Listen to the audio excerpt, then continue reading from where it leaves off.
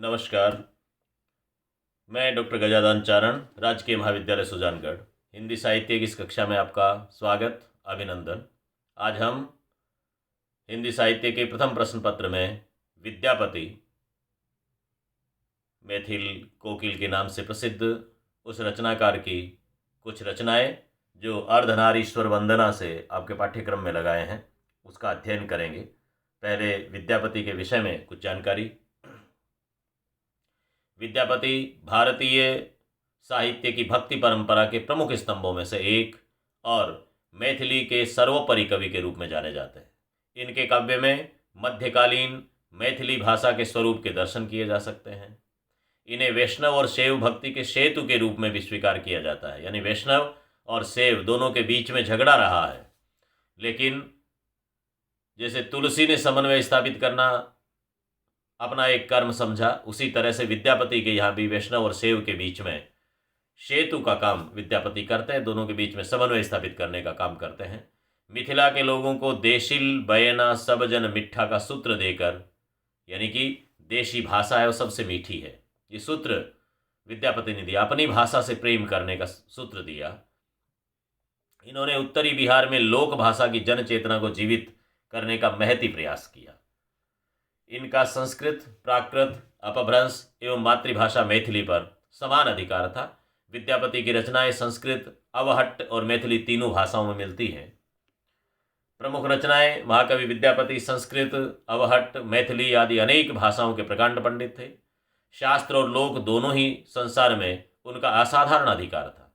कर्मकांड हो या धर्म, दर्शन हो या न्याय, सौंदर्य शास्त्र हो या भक्ति रचना, विरह व्यथा हो या विशार, राजा का कृतित्व गान हो या सामान्य जन के लिए गया में पिंडदान, सभी क्षेत्रों में विद्यापति अपनी कालजयी रचनाओं के बदौलत जाने जाते हैं। महाकवि ओइनवार राजवंश के अनेक राजाओं के शासनकाल में विराजमान रहकर अपने वैदुष्य एवं दूरदर्शिता से उनका मार्गदर्शन करते रहे। विद्यापति को श्रृंगार का श्रेष्ठ रचनाकार माना जाता है। विद्यापति की रचनाएं हिंदी साहित्य की अमूल्य निधि के रूप में मानी जाती है।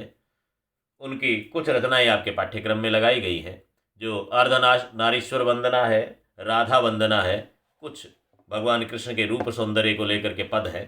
कुल मिलाकर के आपके 5 पद पाठ्यक्रम में लगाए गए हैं। आज हम एक जो अर्धनारीश्वर वंदना का छंद है उसका अध्ययन करेंगे। अर्धनारीश्वर भगवान शिव का नाम है। शंकर भगवान आधे पार्वती आधा शिव, अर्धनारी, आधी नारी आधा पुरुष, तो इसलिए अर्धनारीश्वर वो भगवान की वंदना है। जय जय शंकर जय त्रिपुरारी, जय अध पुरुष जयति अध नारी, आध धवल तनु आधा गोरा, आध सहज कुछ आध कटोरा।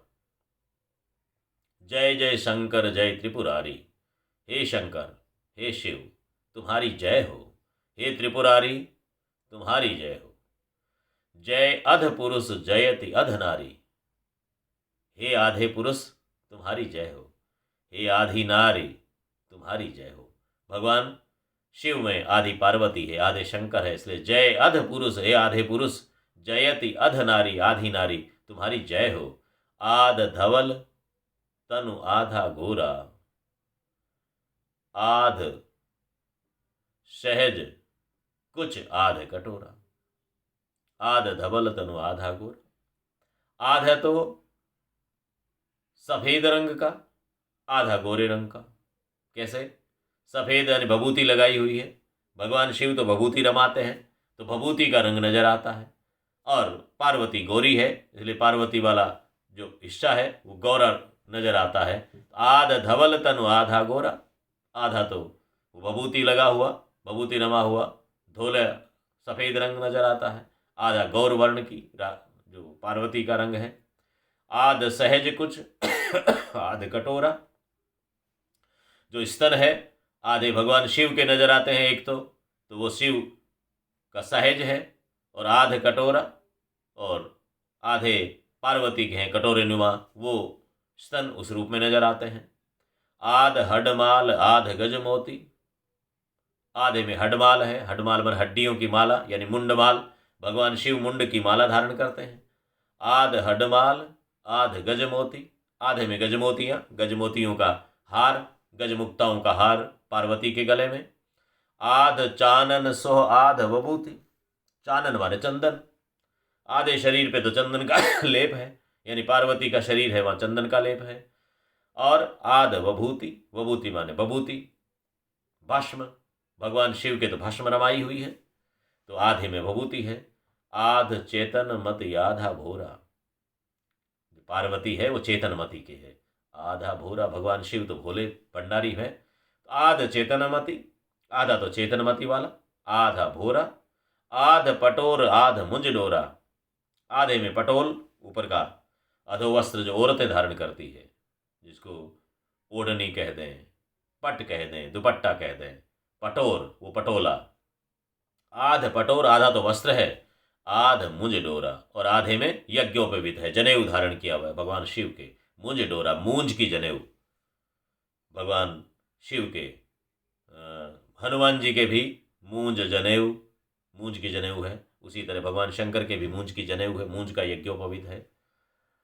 आध जोग अध भोग विलासा, आधे में तो भोग है, जोग माने भगवान शिव का, तो वो वैराग्य, योग। आध जोग, आधे में तो योग और वैराग्य। आध अध भोग विलासा, और आधे में जो श्री शक्ति वाला भाग है, पार्वती का भाग है, वो सांसारिक सुखों का द्योतक है, वो भोग का सूचक है। आध पिधान आध दिगवासा, और आध में आधा जो स्वरूप है वहाँ पर आध पिधान आध दिगवासा, आध में दिग्दिगांत तक को खुशबू नुमा करने वाला वो भगवान शिव का रूप, पार्वती का रूप, दोनों आधे आधे संसार को मोहित करते हैं। आध चान अध सिंदूर शोभा, चान माने चंद्रमा, मैथिली में चांद कहते हैं, चांद को चांद, आधे में तो चंद्रमा। अध सिंदूर शोभा, आधे में सिंदूर, पार्वती भगवान शिव के चंद्रमा है, इधर सिंदूर लगाया हुआ, सौभाग्य का सूचक पार्वती के। आध विरूप आध जग लोभा, आधा विरूप, विरूप माने विभत्स रूप, देखने में सुंदर नहीं लगता, भभूति लगाया हुआ, मुंडमाल धारण किए हुए, सांप लटकते हुए शिव का स्वरूप है, वो विभत्स है। आध जग लोभा, और आधा पार्वती माँ का जो स्वरूप है वो संसार को मुग्ध करने वाला, लुभाने वाला, लुब्ध करने वाला है। भने कवि रतन विधाता जाने, दुई कहे बांटल एक पराने। कवि विद्यापति, भने कवि रतन, कवि रत्न विद्यापति, भने माने बखान करते हैं, लिखते हैं, कहते हैं। विधाता जाने, ये तो विधाता ही जाने कि दुई कहे बांटल एक प्राणे, ये दो शरीर है, दुई माने दो, दुई कहे बांटल एक पराने, ये दो शरीर एक ही प्राण में कैसे विभक्त हैं, बटे हुए कैसे हैं? एक हैं कि दो हैं? दिखते तो एक ही हैं, लेकिन दोनों के स्वरूप अलग अलग, दोनों एक साथ मिलकर के आए, अर्ध नारीश्वर, आधा नारी आधा पुरुष। इस रूप में बने कवि रत्न विधाता जाने, ये तो विधाता ही जाने कि दो शरीर एक ही प्राण में कैसे विभक्त हैं, किस तरह से समाहित हैं, किस तरह से रहे हैं। दो जिस्म एक जान के रूप में माँ पार्वती और भगवान शिव का ये स्वरूप, उसकी वंदना विद्यापति करता है। एक अगली वंदना है, नंदक नंद कदम्बक तरुतर धीरे धीरे मुरली बजाए। कृष्ण की वंदना है। नंदक नंदन कदम्बक तरुतर धीरे धीरे मुरली बजाए। नंदन वन में नंद का बेटा, नंदक नंद, नंद का बेटा भगवान कृष्ण, कदम्बक तरुतर, कदम्ब के तरु पर बैठा है, धीरे धीरे मुरली बजा, धीरे धीरे धीरे धीरे मुरली बजा रहा है। और वो मुरली का संकेत क्या है? धीरे धीरे मुरली, जो भगवान कृष्ण मुरली बजाते हैं तो गायें अपने हिसाब से रभाती है, ग्वाल बाल गोपियाँ अलग तरह से सोचते हैं, राधिका अलग तरह से सोचती हैं। उनकी मुरली की धुन के साथ में सारी कायनात हिलती है। वो गोकुल ब्रज, वहाँ का कण कण उस मुरली को सुन करके रोमांचित होता है। नंदक नंदन कदम्बक तरुतर धीरे धीरे मुरली बजाए, धीरे धीरे मुरली को बजाते हैं। समय संकेत निकेतन बैसल बेरी बेरी बोली बठाओ, समय संकेत निकेतन बैसल, समय के संकेत निकेतन पर, निकेतन माने स्थान, वो उस समय का संकेत करने के लिए संकेतित स्थान पर बैठे होते हैं। वहां बैठ करके मुरली बजाते हैं, जहां से सबको सुनाई देता है। जो उन्होंने तय किया है कि मैं वहां पर मुरली बजाऊंगा, वो बुलाने का संकेत राधा को संकेतित करते हैं। बेरी बेरी बोली पठाओ, और बार बार उस मुरली का धुन को भेजता है और सबको बुलाने के लिए न्योता देता है। राधा के लिए न्योता है। उस मुरली की ध्वनि में वो दौड़ी चली आती है। सामरी तोरा लागी अनुखन विकल मुरारे, और वो मुरली सामरी माने सुनते ही, जैसे ही उसको संभलता है, सुनते हैं, उसकी धुन कानों में जाती है, तोरा लागी अनुखन विकल मुरारे, वैसे ही है मुरारी, व्याकुल हो जाते हैं सब तुमसे लगने के लिए, तुम्हें देखने के लिए, तुम्हारे पास आने के लिए।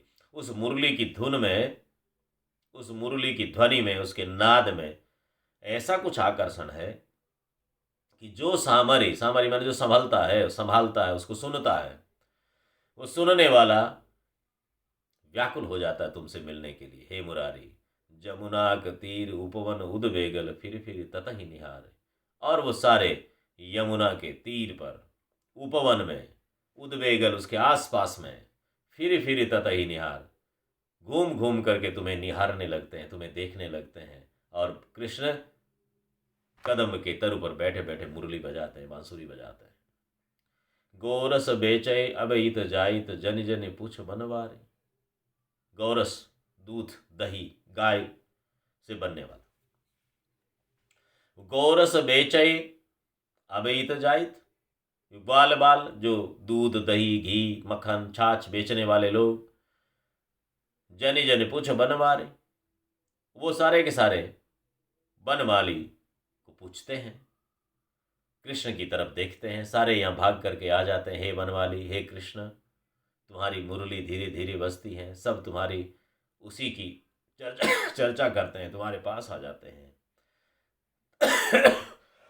सॉरी। ताहि मतिमान सुमति मधुसूदन, बचन सुनह किछु मोरा, भनई विद्यापति सुन बर जुवती, बंदह नंद किशोरा। वो राधा, सारे लोग उसकी चर्चा करने लगते हैं। समय संकेत निकेतन बैसल, समय से संकेतित उस निकेत पर बैठ करके जब मुरली बजाते हैं, दौड़ी चली आती है। ताहि मतिमान सुमति मधुसूदन, हे मतिमान, हे बुद्धिमान, हे विवेकमान, हे मधुसूदन, सुमति वाले, अच्छी मति वाले, वचन सुने कुछ मोरा, मेरे वचनों को सुनिए, मेरी आवाज़ को सुनिए, मेरे विनम्रता को सुनिए, मेरे विनय को, मेरे आग्रह को सुनिए। भनई विद्यापति सुन बर जुवती, बंद है नंद किशोरा। और वर और जुवती को, नंद और राधा को देख करके, भनई विद्यापति सुन बर जुवती, विद्यापति बनते हैं, लिखते हैं, वंदन करते हैं। बंद है नंद किशोरा, उस नंद किशोर का वंदन करते हैं जिनकी मुरली को सुन करके राधा, गोपियाँ, ग्वाल बाल, धेनु, बच्छ सब मोहित होते हैं। ब्रज का कण कण उसे सुनना चाहता है। उस मुरली की धुन पर सब रीझते हैं। वो कृष्ण धीरे धीरे मुरली बजा करके सबको अपना करते हैं, उनका वंदन करता है। और वंदना करते हुए विद्यापति अपने उस कृष्ण को याद करता है, उन्हें खुश करने का उपक्रम जुटाता है। आज की कक्षा में इतना ही। अगली कक्षा में फिर नए अध्याय के साथ में मिलेंगे। धन्यवाद।